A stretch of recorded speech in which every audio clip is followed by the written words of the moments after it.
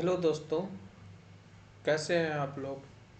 Hope आप सभी लोग अच्छे होंगे और आपकी तैयारी भी बढ़िया से चल रही होगी। ये टीजीटी पीजीटी कॉमर्स का प्रैक्टिस सेट का सेशन है। इसमें आज टॉपिक है income tax and corporate tax. उससे रिलेटेड 10 क्वेश्चन है। चलिए आगे देखते हैं।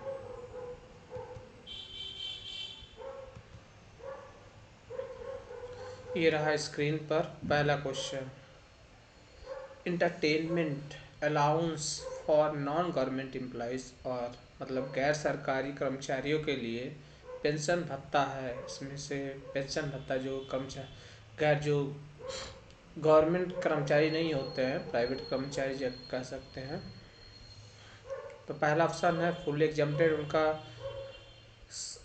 मतलब अलाउंस एकदम फुल्ली एग्जम्प्टेड आता है, या फुल्ली टैक्सेबल होता है, या पार्शियल टैक्सेबल, या फुल्ली एग्जम्प्टेड इन स्पेसिफाइड मतलब कुछ चीज़ों में उनका पूरी तरह से छूट रहता है। तो सही आंसर क्या होगा? सही आंसर होगा फुल्ली टैक्सेबल।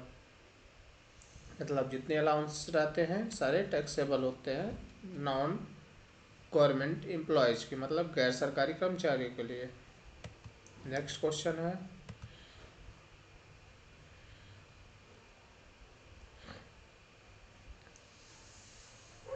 इन टैक्स लॉ में donation to approve and notified association for the scientific research is allowed है। यानी कर कानून में वैज्ञानिक अनुसंधानों के लिए अनुमोदन और अधिसूचित एसोसिएशन को दान की अनुमति इस प्रकार है। मतलब जो वैज्ञानिक अनुसंधान अनुमोदित सूची एसोसिएशन को दान कितने परसेंट का डोनेशन रहता है? सही आंसर क्या होगा? 150%, यानी ऑप्शन नंबर 4। Next question.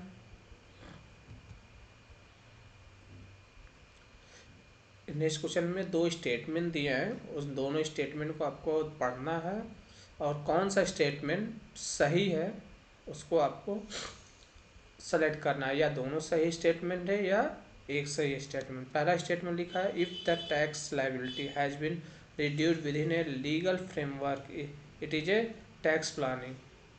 यानी यदि कानूनी ढांचे के भीतर देनदारी कम कर दी गई तो यह कर नियोजन है। दूसरा स्टेटमेंट है if tax liability has been reduced to get benefit of deduction available under the income tax is called tax evasion। यानी यदि आयकर के तहत उपलब्ध कटौती का लगभग लाभ प्राप्त करने के लिए कर देनदारी कम कर दी गई है तो इससे कर चोरी कहा जाता है।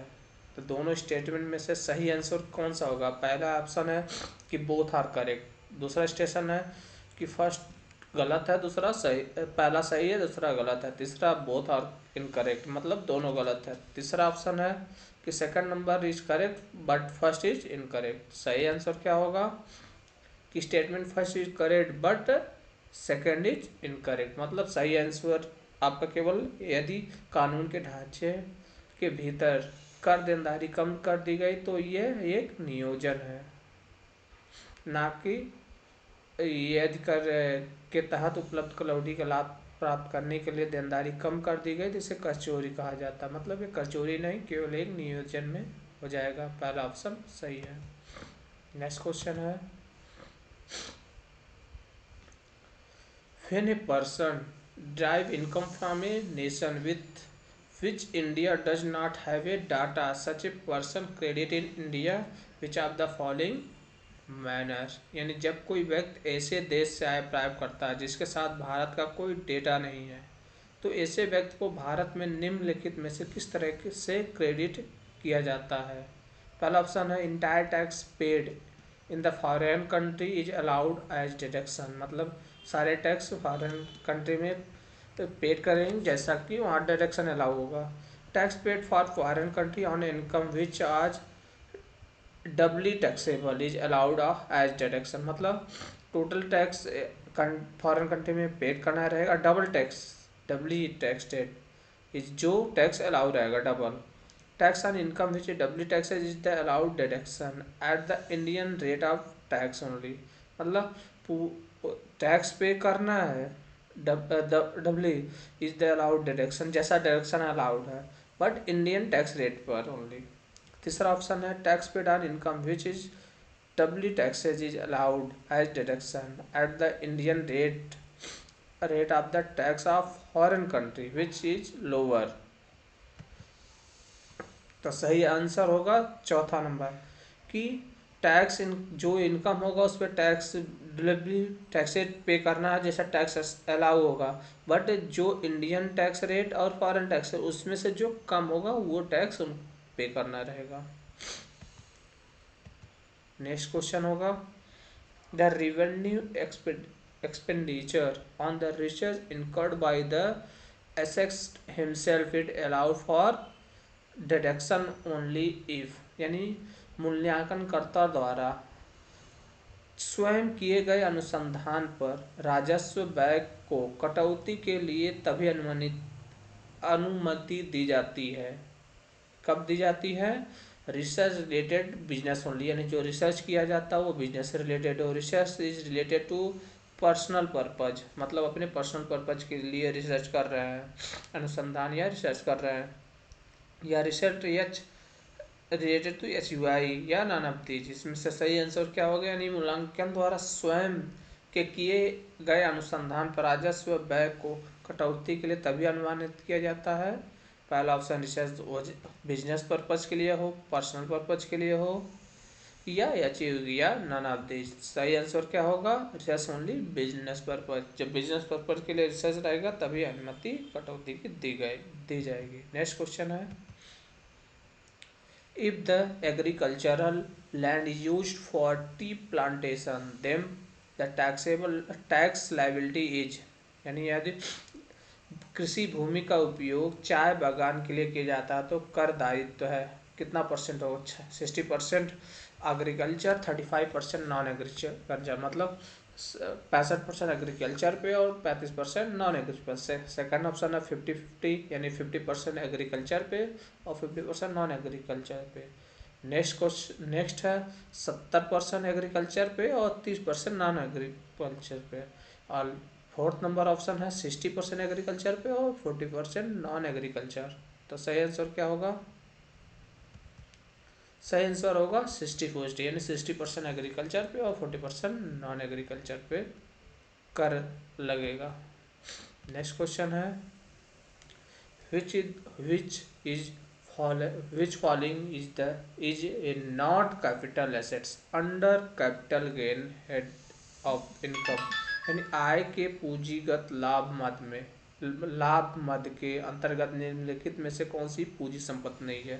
यानी आय के पूंजीगत लाभ मद के अंतर्गत निम्नलिखित में से कौन सी पूंजी संपत्ति नहीं है? Stock in trade, goodwill of business, goodwill land in Delhi, agriculture land in Delhi, या ज्वेलरी। इनमें से कौन पूंजीगत संपत्ति नहीं है? सही आंसर क्या होगा? Stock in trade. Stock in trade आपका पूंजीगत संपत्ति नहीं होगा। नेक्स्ट क्वेश्चन है which section of the income tax act related to claim deduction for the amount interest received from bank saving account. यानी आयकर अधिनियम की कौन सी धारा बैंक बचत खाते से ब्याज की राशि के लिए कटौती का दावा करने से संबंधित है? यानी जो सेविंग बैंक के ब्याज के लिए कटौती का दावा से संबंधित है, कौन सा सेक्शन है? 80 TTA या 80E, 80U या 80C। तो सही आंसर क्या होगा? 80 TTA। Next question clubbing of income means. यानी आय को क्लब करने का अर्थ है addition income of two partners, यानी दो पर्सन के पार्टनर्स के इनकम में एडिशन, या inclusive of income of other person assessment income, या total of income of various head, या कलेक्शन ऑफ इनकम हेड। इसका सही आंसर क्या होगा? फुल्ली टैक्सेबल, इसका आंसर कुछ गलत हो गया है।